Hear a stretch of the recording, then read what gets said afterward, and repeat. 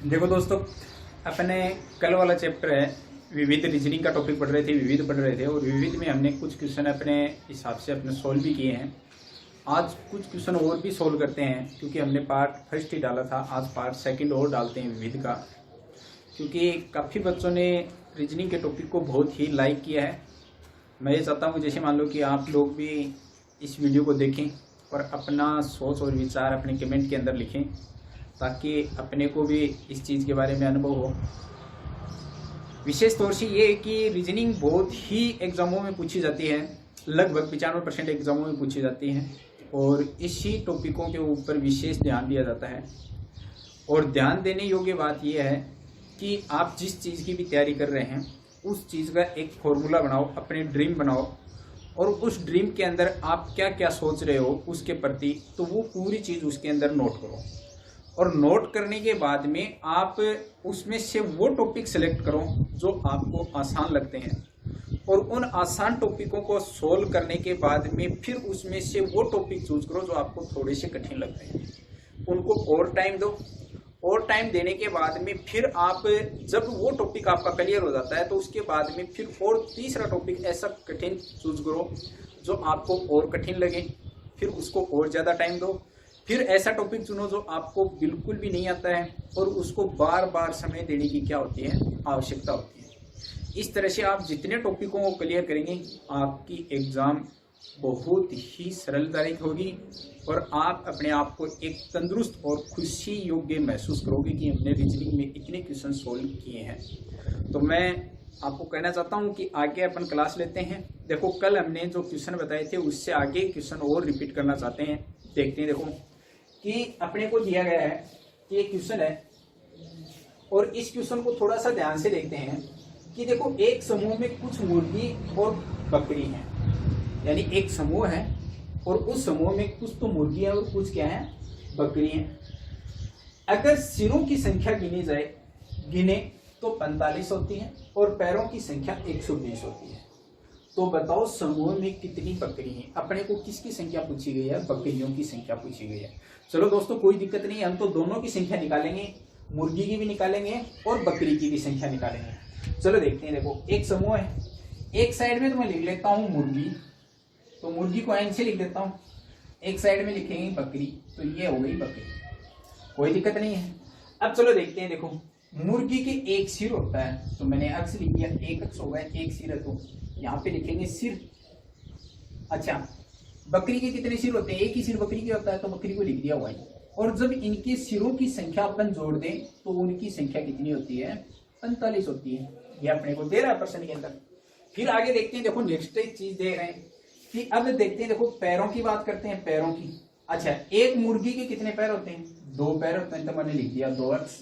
अच्छा, एक बकरी के कितने पैर होते हैं, 4 पैर होते हैं तो मैंने लिख दिया 4 वाई।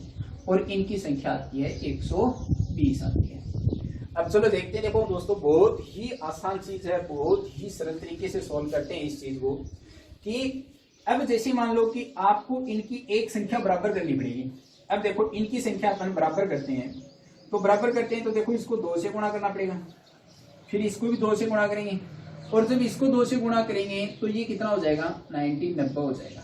कितना हो जाएगा, 90 हो जाएगा। अब 90 होते ही देखो अपन क्या करेंगे कि ये माइनस का हो जाएगा, ये भी माइनस का होगा, ये भी किसका होगा, माइनस का। ये कट जाएगा, अपने पास कितना बचेगा, 2 भाई बराबर कितना बचेगा, 30 बचेगा। और वो भी किसके, माइनस के, और ये भी माइनस के, तो माइनस से माइनस कट गए। देखो, 2 वाई का मान कितना है, 30 है। देखो, 2 वाई का मान 30 है तो 1 वाई को मान कितना होगा, 15 होगा। तो यानी कहने का मतलब है कि वाई की संख्या अपने पास कितनी आ गई, 15। तो बकरी को वाई माना था तो बकरियों की संख्या अपने पास कितनी आ गई, 15।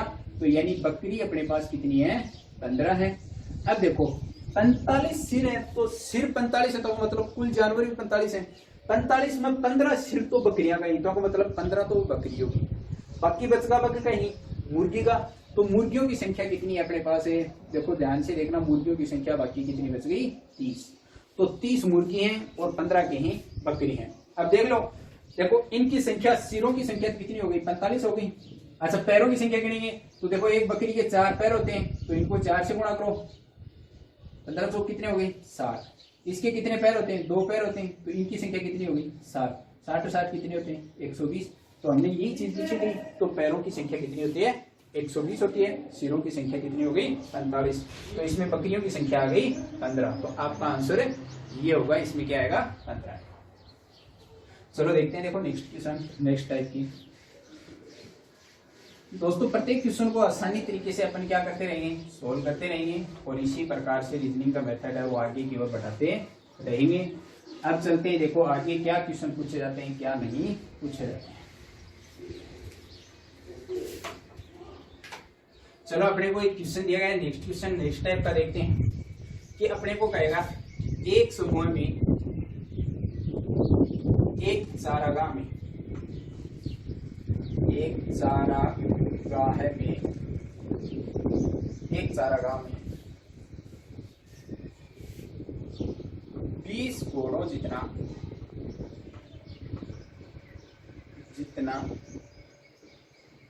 घास, 20 घोड़ों जितना घास 28 बकरियां खाती हैं।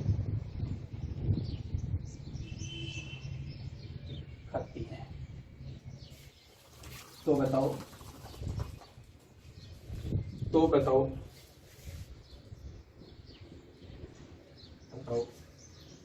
15 घोड़ों बराबर कितनी बकरियां घास खाएंगी? कितनी बकरियां घास खाएंगी? घास खाएंगी। तो यानी बहुत ही इंपॉर्टेंट क्वेश्चन है, पूछा गया है। देखो अच्छा क्वेश्चन है कि एक चारागाह है और उसमें 20 घोड़ों जितना घास है वो 28 बकरियां खाती है। अब पूछ रहे इसने कि 15 घोड़ों के बराबर कितनी बकरियां घास खाएंगी। देखो बहुत ही अच्छा क्वेश्चन है, बहुत ही आसान क्वेश्चन है। तो देखो एक तो अपने पास घोड़े हैं, अपने पास क्या है? घोड़े। और एक अपने पास क्या है? बकरियां हैं। अपने पास क्या है? बकरियां। देखो घोड़े और बकरियां दो ही चीज है अपने पास। अच्छा कितने घोड़े घास खाएं? 20 घोड़े घास खाएं। तो कितनी बकरियां घास खाती हैं? 28 बकरियां। क्लियर है? ये दे रहा पसंद। चलो दोस्तों इनको काटने की कोशिश करो कि कितने से करते हैं। देखो इसको काटेंगे, 4 से काटते हैं, तो 4 पंजों कितने होते हैं? 20, और 4 7 कितने होते हैं? 28। यानी 5 घोड़ों के बराबर कितनी बकरियां घास खाएंगी? 7 बकरियां घास खाएंगी। तो बेटा ऐसा नहीं है कि कहीं आप इसको 2 से और काट दो, तो 2 से काटेंगे तो ये 2.5 हो जाएगा, ये कितना हो जाएगा? 3.5। तो 2.5 होंगे। तो घोड़ों बेटा कहने को मतलब 2 तो होते हैं, लेकिन अब 2 घोड़े है। तो ये याद रखियो, नहीं हिसाब से कटना है, अपने हिसाब से संख्या आनी चाहिए इनकी। तो यानी कहने का मतलब कि ये 5 बराबर कितनी बकरियां होती हैं? 7 बकरियां होती हैं। अब मेरे को एक बात बताओ कि 15 घोड़ों के बराबर, अच्छा तो 5 को कितने से गुणा करें कि ये 15 हो जाए? तो 3 से गुणा करेंगे, तो 3 से इसको गुणा कर दो, और 3 को किससे गुणा दो? इससे गुणा कर देते हैं। तो 3 पंजे कितने होते हैं? 15, और 7 ये कितने होते हैं? 21। तो 15 घोड़ों के बराबर कितनी बकरियां होंगी? 21 बकरियां होंगी। ये क्वेश्चन इंपॉर्टेंट हो गया। तो इस प्रकार के अपने क्वेश्चन को क्या करना है? सोल्व करना है। बहुत ही इंपॉर्टेंट क्वेश्चन। चलो देखते हैं। देखो मेरे हिसाब से समझ में भी आ गया होगा। बार बार इस चीज की क्या करते रहना? रिपीटेशन करते रहना, और इसी प्रकार के क्वेश्चन को अपन क्या करते रहेंगे? सोल्व करते रहेंगे। चलो देखते हैं। देखो नेक्स्ट क्वेश्चन। देखो एक व्यक्ति के पास कुछ फल हैं, कुछ फल हैं।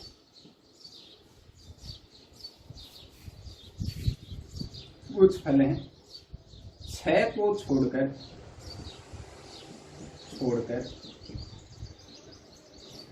शेष आम है। 6 को छोड़कर शेष आम है। 6 को छोड़कर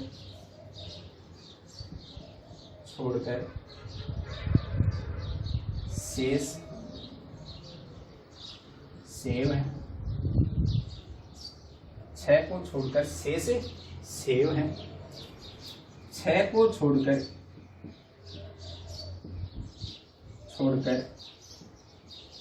शेष चिक्कू है, चिक्कू है। तो बताओ व्यक्ति के पास कितने फल हैं?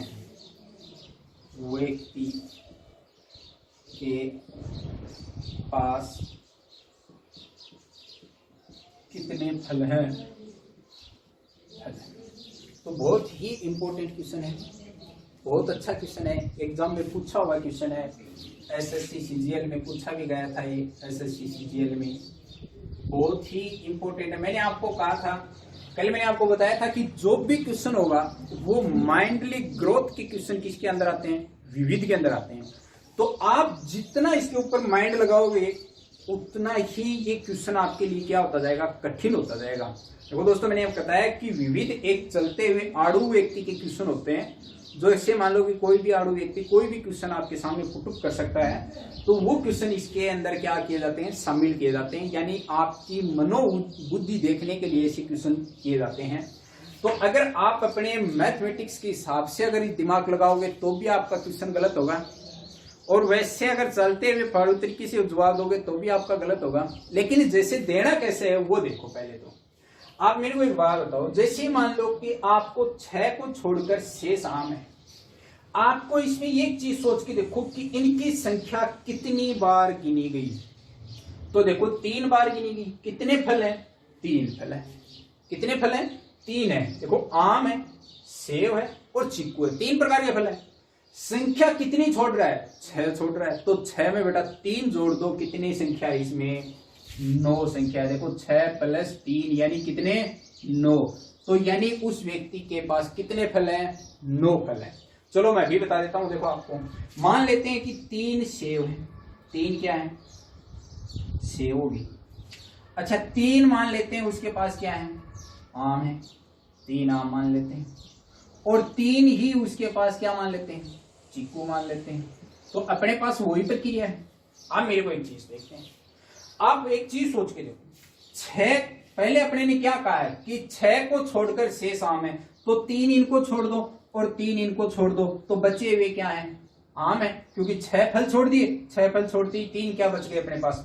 आम बच गए। आगे देखते हैं। देखो 6 को छोड़कर शेष सेब है। देखो इन 6 को छोड़ दो, शेष अपने पास क्या है? सेब है। और आगे क्या कह रहा है कि 6 को छोड़कर शेष चिक्कू है, तो इन 6 को छोड़ दो, बाकी क्या है? चिक्कू है। तो बैग में कितने हैं? 9 ही है। वैसे आप गिनते रहोगे तो 6 × 18 जाते हैं आपके सीधे डायरेक्ट। ऐसी बात नहीं है, क्योंकि इसके अंदर क्या होता है कि अपने को जितने फल दिए जाते हैं, जैसे मान लो कि 3 फल दिए गए हैं, 2 को छोड़कर इतने होते हैं, 2 को छोड़कर इतने होते हैं, 2 को, तो उसमें जितने फल दिए जाते हैं उनकी संख्या उसमें क्या कर देते हैं? काउंट कर देते हैं। चलो देखते हैं। देखो आगे, अगर दोस्तों मान लो कि यहाँ पे कितने होते? 3 होते। अगर आपको ये पूछा जाता है कि 3 को छोड़कर, मान लो कि मैंने यहाँ पे संख्या चेंज कर देता हूँ कि यहाँ पर भी 3 लिख देता हूँ, यहाँ पर भी 3 लिख देता हूँ, और यहाँ पर भी कितना लिख देता हूँ? 3 यानी 3 को छोड़कर शेष क्या है? 3 को छोड़कर शेष क्या है? आम है। 3 को छोड़कर शेष क्या है? सेब है। 3 को छोड़कर शेष क्या है? चिक्कू है। तो आपके पास में इतने आंसर किस हिसाब से आते हैं? तो चलो देख लेते हैं कि आपको जैसे मान लो कि एक संख्या तो निर्धारित रखना, क्योंकि नोट करके रख लेना इस चीज के बारे में कि इनकी संख्या कभी भी इस सम में नहीं आ सकती। इनकी संख्या किस में आएगी? सम में आएगी। चाहे आप यहाँ पे 4 कर सकते हैं। तो ये विशेष तौर से कई बार पूछा जाता है कि यहाँ पे 3 दे देते हैं और आपको आंसर निकालने के लिए दे देते हैं। तो याद रखना कि ऐसे क्वेश्चनों को क्या नहीं कर सकते? अपने हल नहीं कर सकते। तो ये विशेष तौर से याद रखना इस चीज के बारे में। ठीक है, चलो आगे देखते हैं। देखो नेक्स्ट टाइप के क्वेश्चन।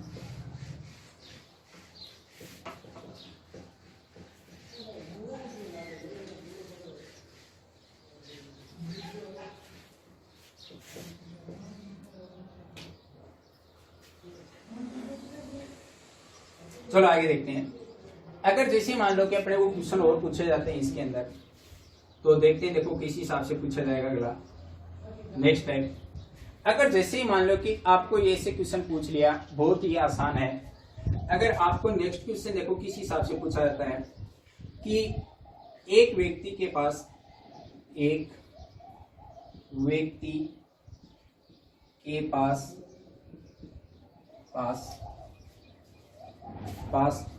एक टोकरी में फूल डालते हैं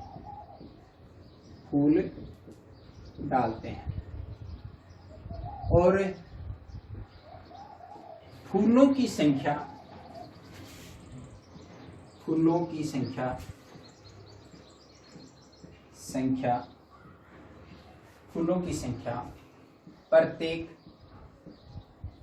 प्रत्येक मिनट में दोगुनी होती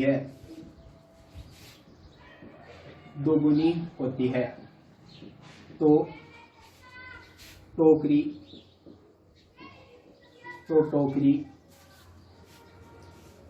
30 मिनट में भर जाती है।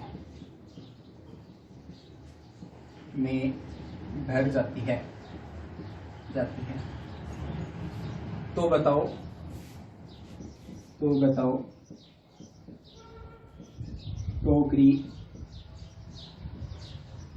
टोकरी का आधा भाग बटा 2 भाग कितने समय में भरेगा?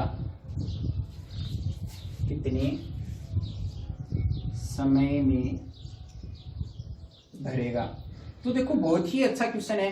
कितने समय में भरेगा, किस हिसाब से भरते हैं, बहुत ही सहज क्वेश्चन है, ऐसे मानो आप। और इतना सहज क्वेश्चन है कि इसके तुरंत बहुत ही अच्छा है। मेरे हिसाब से आपका आंसर आ भी गया होगा, क्योंकि आप लोगों ने आंसर निकाल भी लिया होगा। बोले सर 15 मिनट में आधी हो जाएगी।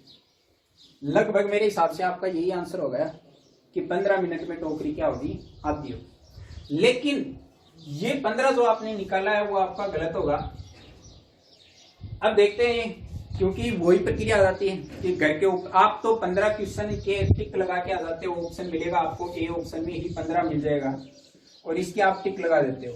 तो घर पे आओगे, घर पे आते ही आप देखोगे कि मेरा एक तो सही है, और जिस दिन उत्तर कुंजी आओगी वो दिन ते देखोगा यो गलत कया है। तो बाई प्रक्रिया हो जाती है कि आप तो उस चीज को सही मान के चलते हो, लेकिन वो आखिर में क्या हो जाती है, गलत हो जाती है। तो इस चीज को देखो बहुत ही बढ़िया तरीके से सोल्व करेंगे। तो देखो एक मिनट थोड़ा सा ध्यान लगा के देखना कि जब आपने एक फूल टोकरी में डाला, तो जैसे आप दूसरी मिनट में जाओगे तो जैसे फूल डालते हैं तो वो कितने होते हैं, 2 होते हैं। फिर कितने हो जाएंगे, 4 हो जाएंगे। फिर कितने होंगे, 6 हो जाएंगे। फिर कितने 8 हो जाएंगे। फिर कितने हो, दुगुने हो रहे हैं, 8 हो जाएंगे। फिर दुगुने हो रहे हैं, कितने हो जाएंगे, 16। फिर दुगुने हो जाएंगे, कितने, 32। फिर दुगुने हो जाएंगे, 64। इस प्रकार से दुगुने हो रहे हैं।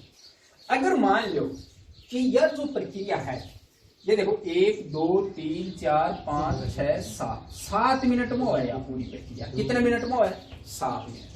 अच्छा 7 मिनट के माइंड ये कितना हो जाएंगे, 64 हो जाएंगे। 7 मिनट में कितने हो जाते हैं, 64 हो जाते हैं।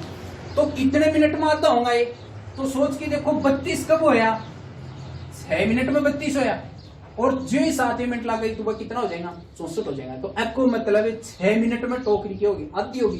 तो यो याद रखियो, एक मेन चीज है, 30 मिनट में टोकरी भरा है तो याद रखियो बात 29 मिनट में आधी भरा है, क्योंकि 30वीं मिनट में तो बात दुगुनी भरेगी। तो दुगुनी भरेगी तो बात टोकरी की हो जाएगी, फुल हो जाएगी। तो ये विशेष तौर से याद रखना, 29 मिनट में वह टोकरी की हो जाएगी, आधी हो जाएगी। विशेष है क्योंकि आपने तो 15 किया होगा, और जो 15 किया है तो वो बेशक गलत है आपका। इस चीज के अंदर विशेष ध्यान देना है। देखो एक क्वेश्चन और बताता हूं, क्योंकि वो क्वेश्चन है बैंक के अंदर पूछा गया था कि किस हिसाब से क्या करते हैं। बहुत ही अच्छा क्वेश्चन था, और ऐसे ही माइंडली क्वेश्चन होते हैं। मैं आपको बताऊंगा देखो कैसे याद करना है। कि अपने को कह दिया कि आंसर दे दियो, बोले 2 की घात 50 होती है, 50 का आधा कितना होगा, का आधा कितना होगा, आधा कितना होगा। तो देखो विशेष तौर से मैं आपको ऑप्शन भी दे दूंगा इस चीज के अंदर, बहुत ही अच्छा ऑप्शन भी दूंगा कि ए ऑप्शन है, मान लो कि मैंने कह दिया 2 की घात 25। बी ऑप्शन है, मैंने कह दिया 2 की घात 30। सी ऑप्शन दे दिया मैंने आपको, कह दिया 2 की घात 15। और डी ऑप्शन दे दिया मैंने आपको 2 की घात गुण 50, यानी आपको ऐसे ऑप्शन दिए जाते हैं। तो मैं आपको पूछा कि 2 की घात 50 का आधा कितना होगा। देखो अधिकतर इसके अंदर बहुत सारे ऐसे होते हैं कि जो बहुत ही अपने आप को इंटेलिजेंट समझते हैं, वो लोग इस प्रश्न को क्या करते हैं, अक्सर गलत करते हैं।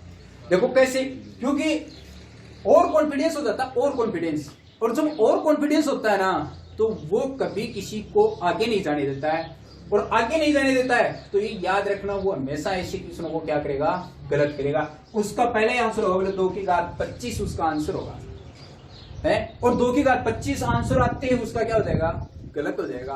वो घर पे आकर के मैं तो पापा ने करना है, मम्मी ने, वो केवल मम्मी को कहेगा मम्मी यो क्वेश्चन मेरा सही है, मम्मी ने बेचारे ये पता हो कि कौन सा क्वेश्चन सही है। अब चलो ये देखते हैं, देखो क्वेश्चन कैसे होगा ये। अब मेरे को एक बात कहो, जैसे मान लो कि मैं आपको कुछ ही उदाहरण देता हूँ। मान लो कि मैं यहाँ पे लिख दिया 2 की घात 6, इसको तो अपन ऐसे लिख सकते हैं ना, डिवाइड करके ऐसे लिख सकते हैं कि 2 into 2 into 2 into 2 into 2 into 2। इतनी बार लिखा मैंने, इसको 6 बार लिख दिया।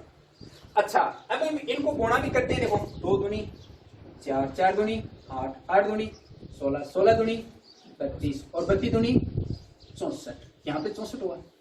अच्छा मैंने इनको कितनी बार लिखा तब ये 64 हुए, मैंने इनको 6 बार लिखा तब 64 हुए, तब इसका मान कितना आ रहा है, अपने पास 64 आ रहा है।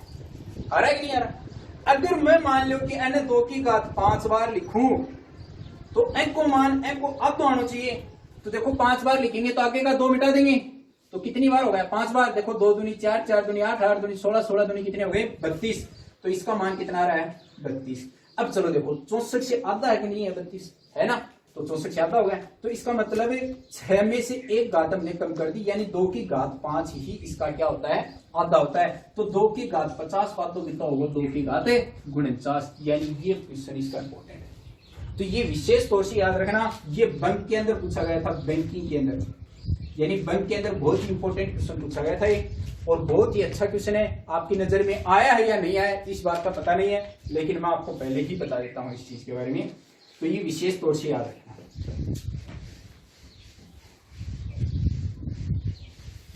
चलो आगे देखते हैं। देखो नेगेटिव टाइप के क्वेश्चन किस प्रकार से पूछे जाते हैं,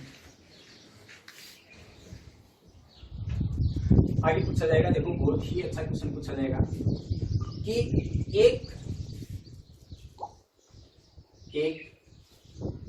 बंदूक में 6 गोलियां हैं,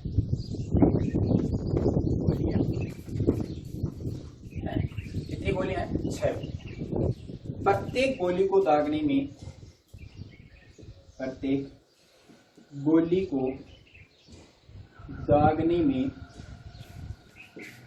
1 मिनट लगती है 1 मिनट लगती है। तो बताओ सभी गोलियां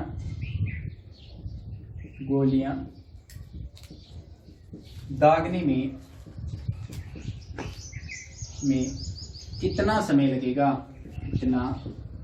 समय लगेगा, देखो मेरे हिसाब से कुछ का तो आंसर भी आ गया होगा। बोले सर 6 मिनट लगेगी, क्योंकि एक गोली में 1 मिनट लगा है, तो 6 गोलियां कितने मिनट लगेंगी, 6 मिनट लगेंगी।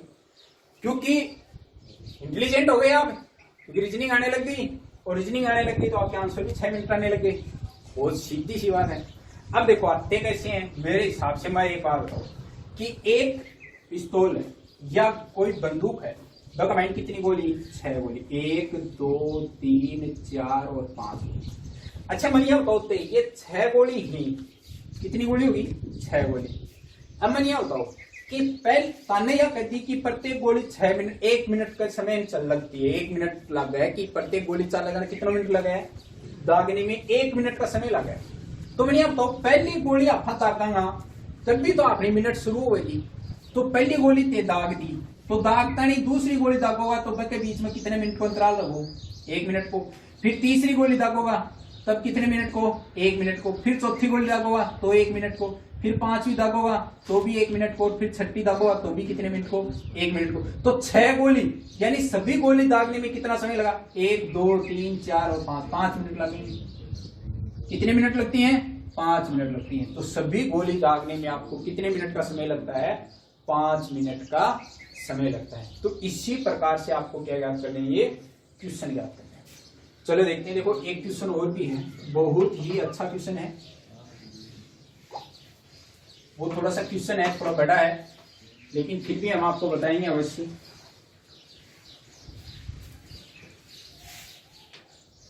देखते हैं देखो कि वो क्वेश्चन किस प्रकार का है।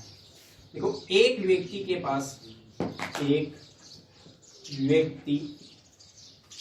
पास 2 बोरे हैं। प्रत्येक बोरे में 50-50 शर्ट हैं, 50-50 कंबल है।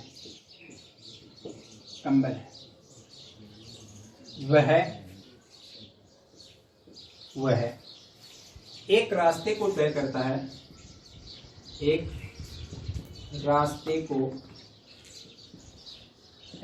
है, तो रास्ते में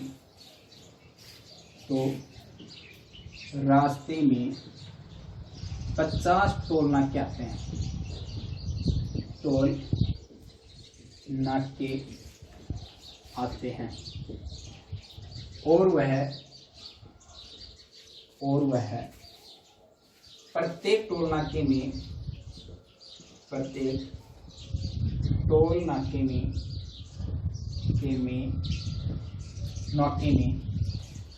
एक शर्ट देता है। शर्ट प्रत्येक बोरे में, प्रत्येक टोल नाके में प्रत्येक बोरे से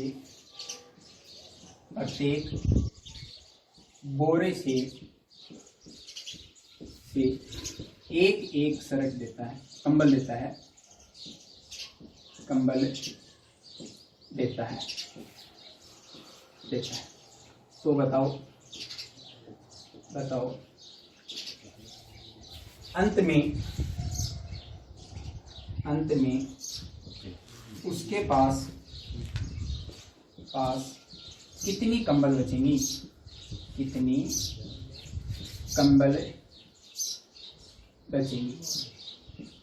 देखो बहुत ही अच्छा क्वेश्चन है, बहुत ही है और बहुत अच्छा है। तो आपका आंसर भी आ गया। बोलोगे सर 0 बचेंगी। आपका आंसर भी आ गया और क्या बोलोगे सर 0 बचेंगी, क्योंकि 50 टोल नाके हैं और प्रत्येक बोरे से वो एक शर्ट दे रहा है। तो इसका मतलब 50 बोरों तक वो चलेगी, तो कितनी शर्ट लगेंगी? एक शर्ट लगेंगी। तो आपके पास आंसर आ गया। बोलोगे सर लास्ट में उसके पास कितनी बचेंगी? 0 ही बचेंगी। चलो देखते हैं। देखो किस हिसाब से 0 बचेंगी, किस हिसाब से नहीं बचेंगी। अब मेरे को एक बात बताओ, मान लो कि ये एक टोल नाका है। यहाँ पे थोड़ा सा ध्यान देना। देखो इसके ऊपर, प्रत्येक चीज के ऊपर ये एक टोल नाका है।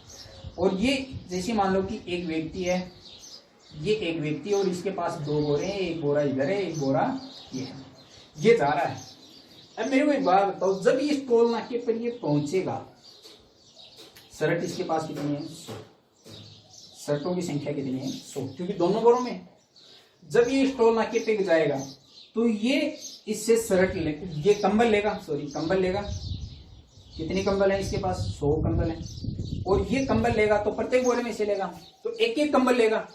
तो एक चीज सोच के देखो, तो यानी कहने का मतलब ये बोरा पूरा कंबल का है, ये भी बोरा पूरा कंबल का है। तो ये टोल नाके वाला इससे कहेगा भाई कंबल दो, देनी पड़ेगी टोल पे, तो देनी पड़ेगी। ये कहेगा कि साहब दोनों बोरों में मेरे पास कंबल ही है, तो आपको तो कंबल ही चाहिए। आपको क्या चाहिए? कंबल चाहिए। और कंबल चाहिए तो थोड़ा सा विशेष ध्यान से देखना, क्योंकि एक बोरे से मेरे से 2 कंबल ले लो। तो जैसे ही वो एक इस टोल नाके पर वो कितनी शर्ट कंबल दे देगा? 2 कंबल दे देगा। एक बोरे में से दे रहा है वो। फिर आगे जाएगा, इस प्रकार से वो 25 टोल नाकों पे पहुंचेगा, तो एक बोरे में से वो 50 कंबल दे देगा। कितनी कंबल दे देगा? 50। अब उसके पास कितने बोरा शेष बचा? 1 बोरो शेष बचा। अच्छा, एक बोरे का मैं टोल नाका कितना बचेगा? 25। बोरो कितना? 1।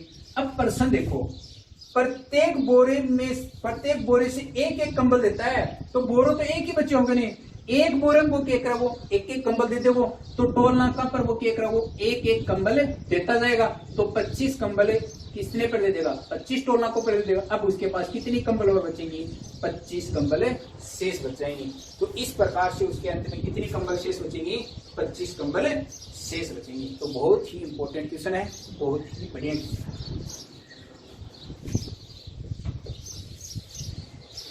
चलो देखते हैं, देखो आगे इसी प्रकार से और क्वेश्चन सोल्व करेंगे। कि यानी कहने का मतलब कि बहुत ही अच्छे टाइप के क्वेश्चन होते हैं, काफी क्वेश्चन ऐसे पूछे भी जाते हैं कि चलते चलते घर वाले पूछ लेते हैं कई बार। और आपको देखो इस चीज के अंदर विशेष तौर से तो ये है कि थोड़ा सा ही कंप्रोमाइजेशन करना पड़ेगा, क्योंकि कंप्रोमाइजेशन नहीं करेंगे तब तक अपने को क्वेश्चन नहीं आ पाएंगे। जैसे मान लो कि थोड़ा सा मैं बता देता हूँ आपको, बेसिक मैथ होती है, बेसिक मैथ वो आपको आनी चाहिए। क्योंकि देखो कई बार क्या होता है कि जैसे मान लो कि बेसिक मैथ आती नहीं है, और आती नहीं है तो उस चीज के अंदर अपन क्या खा जाते हैं, मात खा जाते हैं। देखो कैसे कि एक बार किसी से मैंने पूछ लिया ऐसे ही चलते चलते कि वो 7 रुपए की 21 टोपी आती हैं। 7 रुपए की कितनी टोपी आती हैं, 21 टोपी आती हैं। तो मैंने ऐसे ही पूछ लिया कि भाई साहब बताओ कि 11 रुपए की कितनी टोपियां होंगी। तो कंफ्यूज हो जाते हैं। वो तो दुकानदार की सहमति मानो कि आपको सही दे देता है, वरना इसमें भी गफड़ा है। आप ये चीज नहीं सोचते 7 रुपए की 21 आती है तो 11 रुपए की कितनी आएगी। तो सोच के देखो कि 7 रुपए की 21 कब आएंगी, जब 1 रुपए की कितनी आऊंगी, 3 आऊंगी। तो 11 रुपए की कितनी आऊंगी, तो 11 इंटू 3 यानी 33 टोपी आएंगी। तो बहुत सारी चीज है, क्योंकि आप इस चीज को सोचने में बहुत ज्यादा समय लेते हो। लेकिन दुकानदार से आप जाकर के पूछोगे कि चीनी कितने रुपए केजी है, तो दुकानदार ताने कहो कि सब 40 रुपए केजी है। तो 10 रुपए की देते हो तो वो गणित को लगाओ, कैलकुलेटर को लगाओ, वो न्यूकी की न्यू तोल के तान देते हैं। क्यों, क्योंकि उसको पता होता है कि 10 रुपए की कितनी आएगी, ठीक है। पर आपको नहीं पता कि 10 रुपए की कितनी आएगी, केवल उसने भाव बताया है। चाहे आपके सामने वो 10 रुपए की जगह 5 रुपए की तोल के देते तो भी नहीं पूछते आप कितनी आएगी, ठीक है। तो ये क्वेश्चनों को जैसे मान लो कि आपको ये नियम होता है, ये शॉर्टली नियम होता है, ये विशेष तौर से आपको आना चाहिए, ठीक है। और बाकी क्लास है विविध की वो अपन कर लेंगे। आज के लिए चैप्टर इतना ही।